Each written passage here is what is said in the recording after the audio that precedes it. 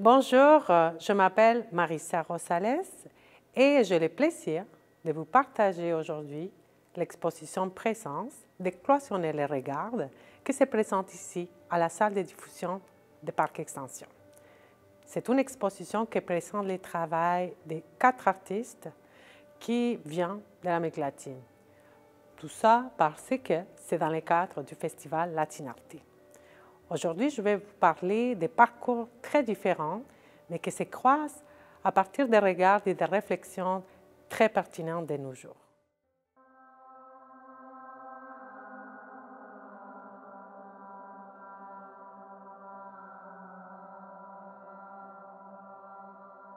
Je vais vous présenter l'installation de Milton Riano. C'est une installation numérique qui s'appelle Ritus.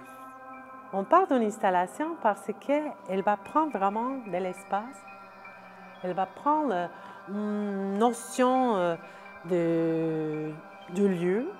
Les dimensions vont s'adapter et il y a des éléments, comme la musique, qui viennent s'intégrer dans l'expérience.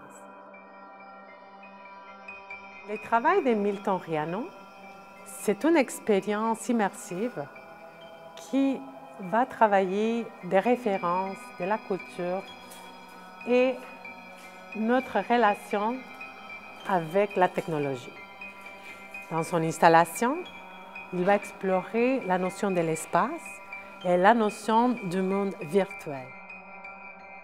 Aujourd'hui, on a intégré la technologie dans tous les espaces de notre vie quotidienne et c'est exactement les sortes de réflexions que cette installation interpelle. La pièce fait référence à l'expérience du rituel et aussi des questionnements par rapport à la place de la technologie en général de la vie de tous les jours. Alors, tous les rituels sociaux, humains, sont maintenant traversés par des dispositifs technologiques. Dans ce sens, il y a une dimension virtuelle, une dimension éphémère de la pièce et aussi un caractère monumental. Ici, on voit des senseurs de mouvement et l'image va changer en fonction de notre présence. Alors, c'est un mode d'interaction qui nous laisse une attente. Vous pourrez reconnaître ces petits symboles, une espèce de cercle qui va nous indiquer qu'il est en train de travailler, en train de développer une image. On attend.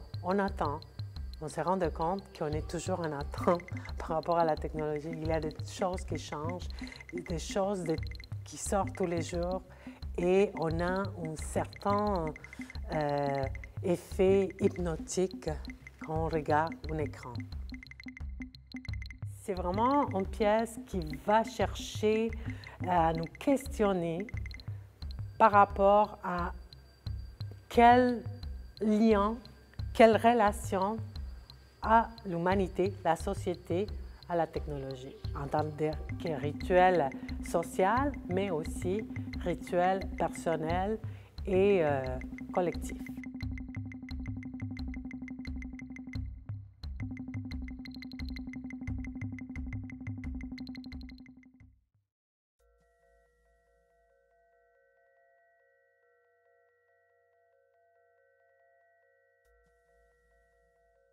Je vais vous présenter maintenant une installation qui s'appelle Tension.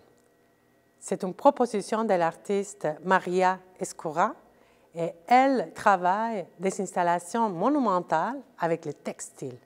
La pièce Tension est faite à partir des collants des femmes qui ont été soumises aux tensions, aux différentes forces qui vont du plafond jusqu'au sol pour mettre de l'avant la puissance de la voix des femmes dans la vie actuelle, dans la société.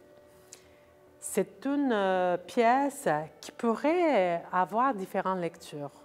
On pourrait penser à la force de la collectivité, à la violence par rapport à la couleur que la pièce a.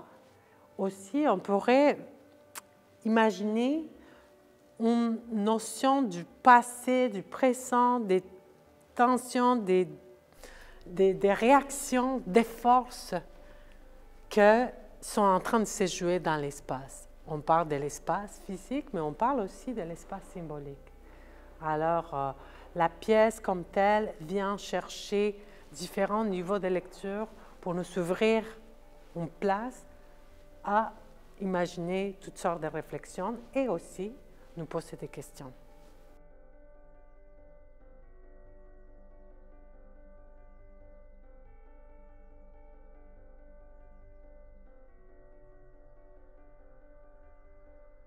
L'artiste Sergio Clavijo s'intéresse aussi pour différentes notions de la présence physique, la présence mythologique et la présence de la nature. Dans ces pièces, il va récupérer un morceau d'un graffiti, un morceau directement du mur, il va le mettre dans une capsule de temps, faite à partir d'acrylique. Cette notion de récupérer une partie physique de l'espace qui était déjà appropriée pour quelqu'un et qui avait déjà une trace de mémoire, ça fait ressortir la volonté de l'artiste pour préserver la matière, mais aussi préserver l'espace et le temps. Il y a aussi une pièce qui est récupérée par Sergio directement du bord du lac.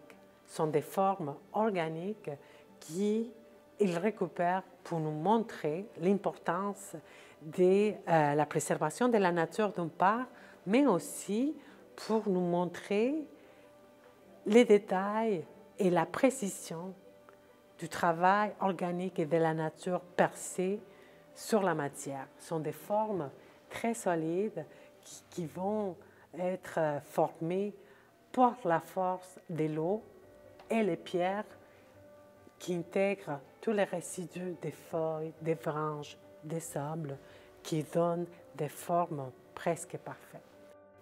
Minotaure, c'est un personnage qui vient chercher les liens historiques avec les cultures grecques et romaines, mais aussi qui donne cette notion de personnage moitié animal et personne ou humaine pour faire un lien direct entre la nature et l'imaginaire. L'artiste Sergio Clavijo, il s'intéresse par rapport à la place de la nature dans les contextes urbains. Il récupère de la matière industrielle et surtout de l'architecture pour faire des paniers qu'il va former pour faire des installations qui vont intégrer des plantes.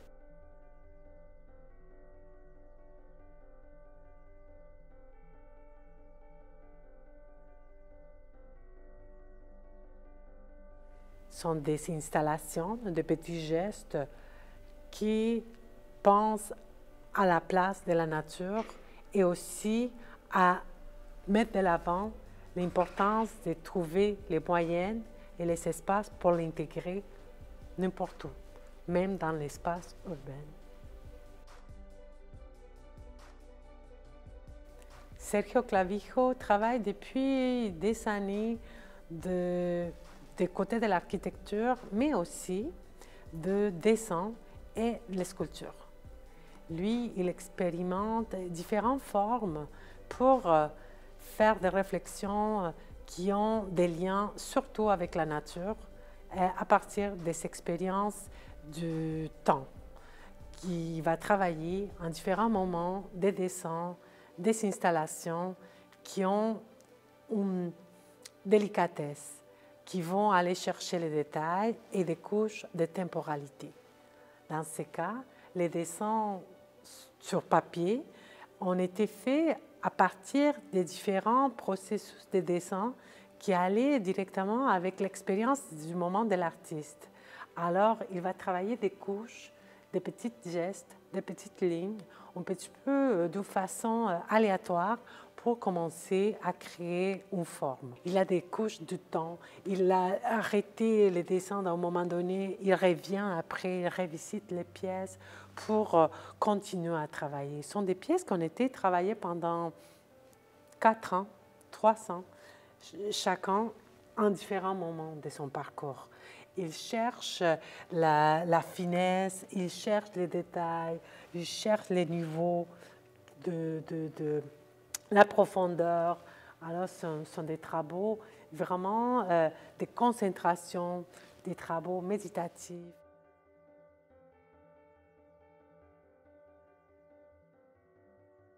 Il laisse vraiment une interprétation ouverte, la regarde, plonge dans des petits détails, mais aussi peut s'imaginer différentes formes, différentes références et peut vraiment avoir une notion d'immersion et de présence.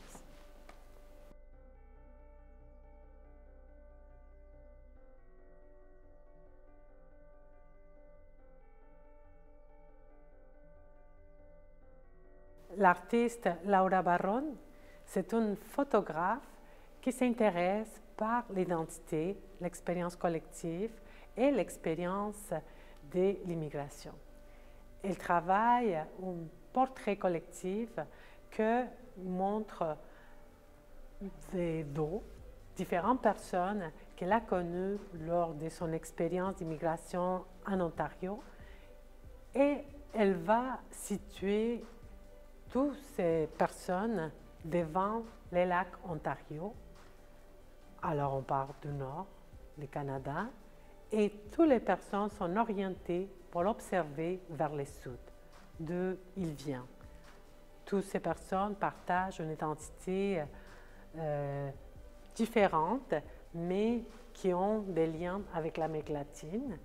Et elle vient chercher cette notion de distance physique, mais aussi une proximité subjective des immigrants qui gardent souvent des liens avec ces lieux d'origine. Alors, l'artiste nous propose une cartographie des identités qui s'inscrivent dans son nouveau territoire et que c'est, comme on voit, inachevé parce qu'il y a des espaces vides qui probablement vont être complétés dans le futur, mais aussi il y a des moments de pause où il n'y a pas de personnages. On pourrait se questionner s'il y a quelqu'un qui va arriver ou s'il s'agit d'une référence de quelqu'un qui est parti.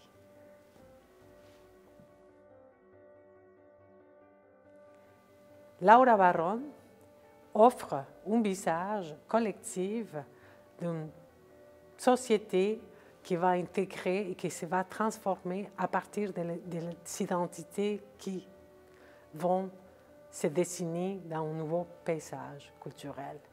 Il y a des visages qui vont se fondre, des identités qui se transforment, qui sont en train de muter dans une notion de processus interne, mais qui aussi a son reflet dans le contexte social. Elle nous propose une notion de collectivité à partir d'un portrait qui va nous rendre compte la notion de l'identité comme un processus inachevé. Ces identités présentes dans son société vont s'habiter et se transformer à l'interne, mais aussi vont avoir son reflet dans la collectivité. Alors, il s'agit de transparence, des visages qui vont se transformer et qui vont faire un tout. Alors, c'est parler de l'inachevé de l'identité.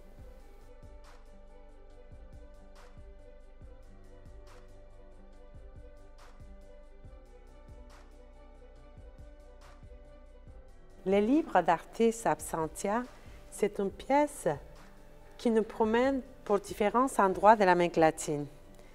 Elle fait un exercice à partir du voyage, un livre qui va récupérer la mémoire des lieux, aussi des personnes qu'elle a connues et faire des références précises par rapport au temps, à l'espace et l'esprit de chaque voyage.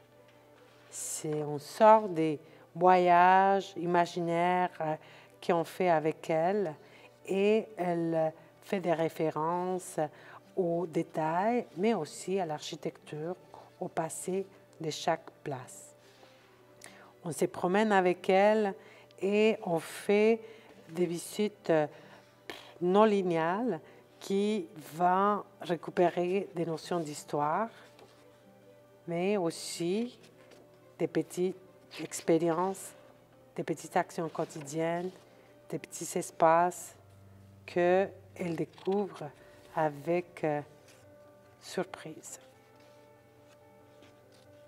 Le livre Absentia, c'est une pièce qui essaie de capturer l'expérience d'un endroit, l'expérience humaine, en quelques pages.